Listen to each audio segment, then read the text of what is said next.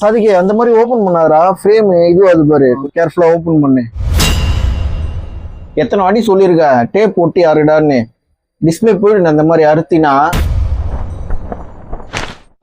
ஏய் அந்த மாதிரி ஒட்டாதடா, பேஸ்ட் வெளில வருது பாடுறா. கொஞ்சம் பார்த்து நல்லா கிளீன் பண்ணிட்டு ஒட்டு ஃப்ரேமை. நீங்க எப்ப பார்த்தா என்னையே குறை சொல்லினே இருக்கீங்க.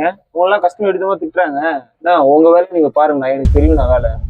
அவரே ஒழுங்கா வேலை செய்ய மாட்டாரு, இது என்ன வேற சொல்றாராமா. இவர் ஓனர் மாதிரி பண்ணிருக்காரு. ஓனர் வாட்டேன் இருக்கு இருக்கு.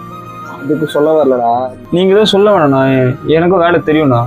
பூச்சிக்காதப்பா, நான் தெரியாம தரணும் சொல்லிட்டேன் உங்ககிட்ட. நீ ஓனர் கிட்ட எதுவும் சொல்றாதப்பா. நானே இந்த வேலையை நம்பிதான் இருக்கேன்.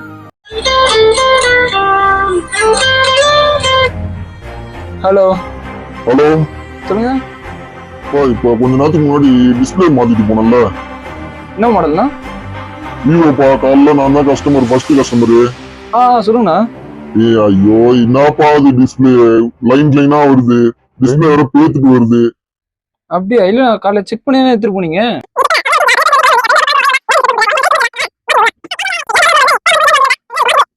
ஏன் யார் போன்ல இவ்வளவு டென்ஷனா பேசிட்டு இருக்க? இல்ல காலைல அந்த விவோ கஸ்டமர் டிஸ்பிளே வந்துருக்குல்ல, டிஸ்பிளே வந்து பிடிச்சிச்சாமா.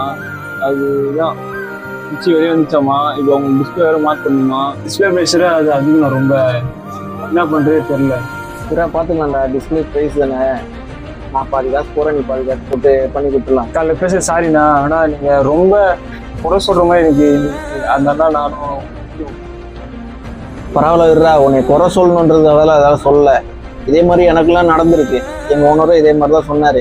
கஸ்டமர் கிட்ட கேளு, இதுல ஏதாவது குறைகிற ஏதாவது இருக்கா அப்படின்னு சொல்லி கேளு. அப்பதான் வந்து அந்த வேலையில நீ பெஸ்டா கொடுக்க முடியும். எப்பவுமே உன்னைய குறை சொல்லணும்னு நினைடா.